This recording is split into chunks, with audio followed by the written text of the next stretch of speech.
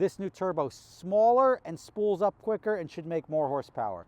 That's 10 years of technology on the turbo world. In the turbo world, this Garrett Turbo is going to make this thing go very quick.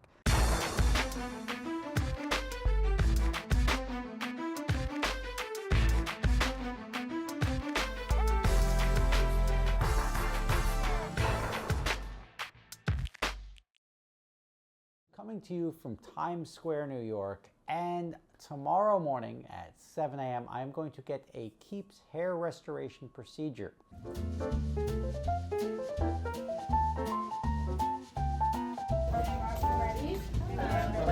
a pleasure to meet you.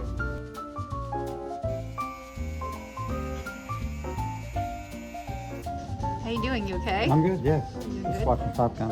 That was a 5-hour treatment. I let them shave my head because they said it gets better results, so I'm like straight up bald right now. And when I get home, I get to take all this off and go through the recovery process, which is about 7 to 10 days. I'm 1 day post-op, and it's actually, I feel like 9 out of 10. If you guys want to check this out, if you think that hair restoration is the easy and quick way to go, it really wasn't that bad. Check them out, keeps.com/RobFerretti. That's going to bring you right to the hair restoration page. This is my day 1 update. I'll do like a week and a month and ultimately a year-long update on this, so you'll be able to keep track of all of my progress and all of my hair. But if you're a guy who wants instant results, this is going to be the way to go instead of the pills or even the foam. That is a longer-term play to get your hair where you want it. All right, guess who's back? Corvette's back. I picked it up this weekend. I'm glad I got the touch-up paint because my fixed spoiler down there is taking a little bit of a kicking. Looking all race car-y, but yeah, it's no good. But it's fiberglass. I'll get that all sorted out. But if you see the car is looking as good as always. Just got back from a year-long vacation down at East Coast Supercharging. Now you'll remember that I blew the engine up down in Palm Beach International Raceway, which doesn't exist anymore either. They sold that and they're turning it into a housing development. That's a shame, but formerly Moroso. But if you see the car is looking as good as it always looks, which is good. The interior is looking nice. I've got my H3R fire extinguisher there, and you can see, let's just sit in the car real quick. So we've got this here, the Dynamat, so you can put your arm down on it without scratching yourself.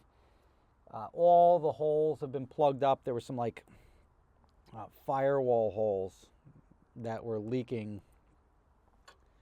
Let me see. So you had some, I want to say gas and smoke coming into the cockpit when I was at the track. I had the windows open anyway, so it didn't really matter. Headlight switches, wiper switch. I forget what this one does. I'm not even going to flip it, but this is the fuel door here. Pops the fuel door open.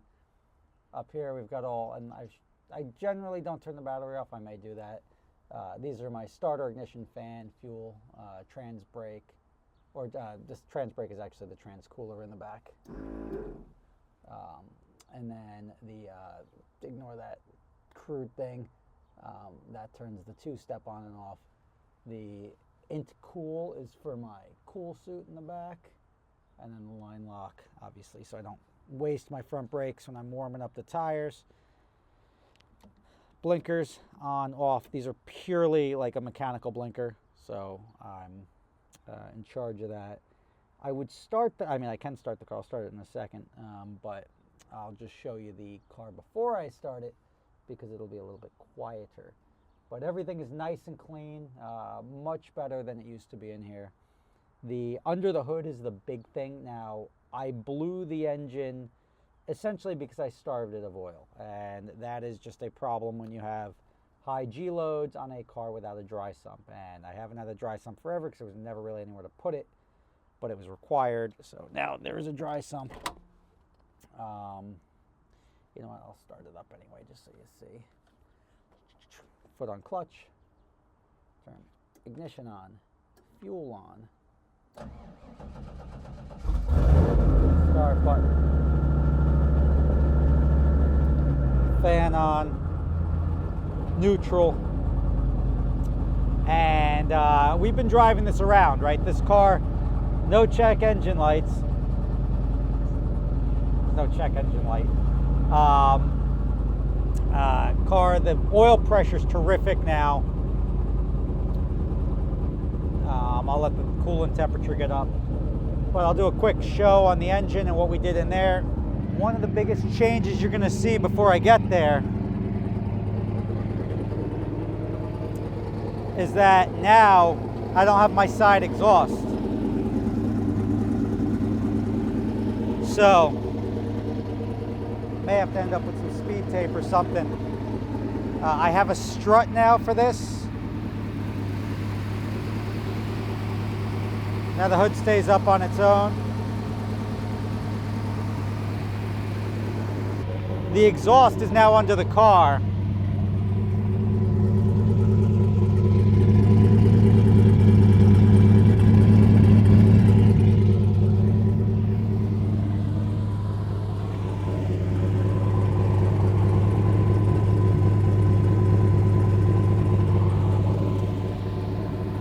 I don't know if you can see it, but the exhaust is now coming out under the center of the car. And this is the finished engine bay.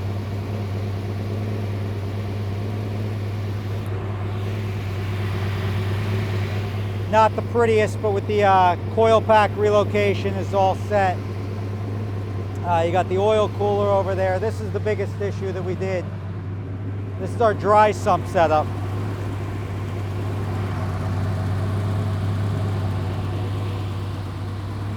And the new Garrett Turbo. So all of this is going to equate to, this thing spools up so quickly, it's awesome.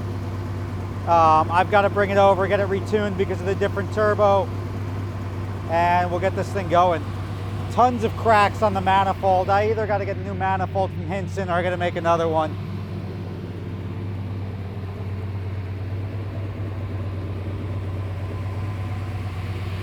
But significantly different than it used to be.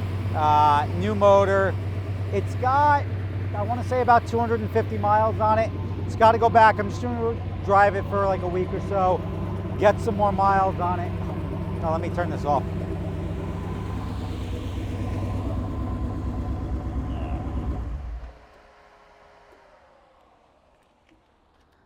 I'm going to drive it for a week or two, bring it back down to East Coast.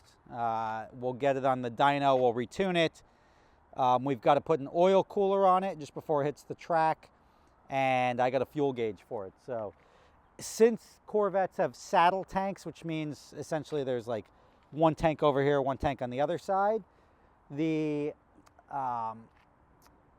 not going to be able to make that work with like an aftermarket fuel gauge. So I'm just going to have a fuel gauge that's going to tell me when I'm below half a tank will read as full, and then as it goes down it'll just go relatively quickly, but I'll know from half a tank to zero how much fuel I have in the car, which is good.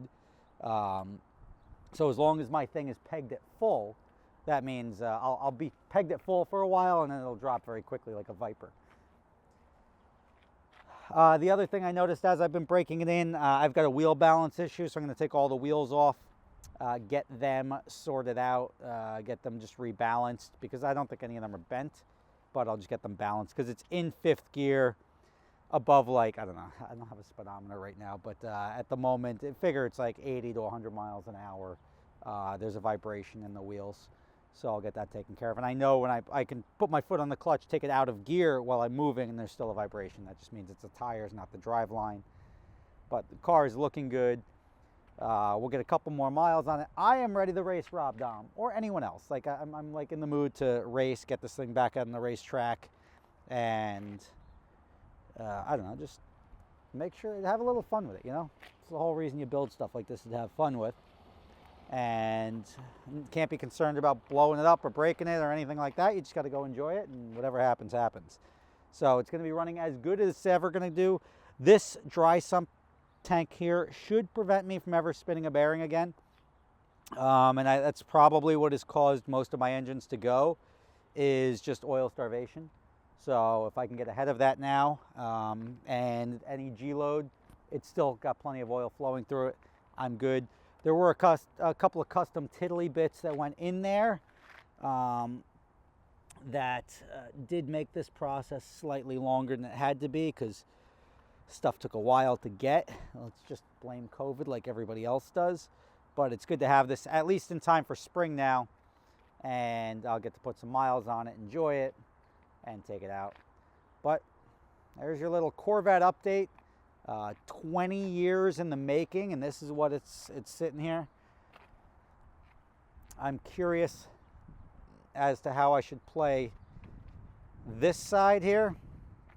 If I may just throw some speed tape down there.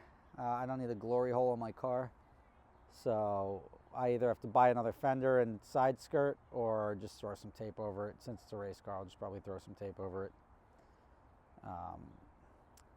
I don't know, maybe a sticker, who knows, but time to get some miles on it. I hope, Rob was talking about racing his Corvette against this, because he's like, oh, my Corvette, because obviously I don't think the four rotor is ever going to be race ready to do anything other than a couple of poles, but which it would destroy this car. If it's making double the horsepower at the same weight, it should, with all-wheel drive, the thing should walk all over this. But the whole point is to build a car that can do more than 15 seconds of driving at a time, and that's what I think I've got here. So he thinks his Corvette will be an appropriate test against this. Maybe the 3-rotor. We just need a venue, and Rob versus Rob, one of us is ready, which is pretty much always the case. But whether it's me or him, one of us is always ready. The other one's like, yeah, give me a couple of weeks. So let's see what happens. There's your update. I'll let you know what horsepower it makes. We're going to put this thing on the dyno as soon as I get the retune.